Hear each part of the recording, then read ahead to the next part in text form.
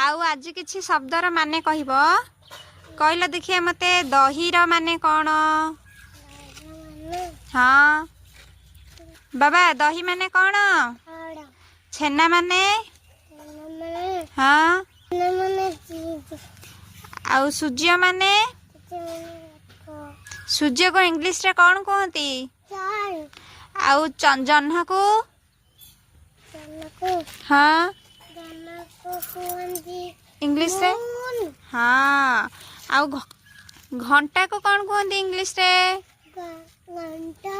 हाँ आउ कबाट को कौन कहती। एड झरका को इंग्लिश रे कौन कहती। हाँ आउ खटा को। हाँ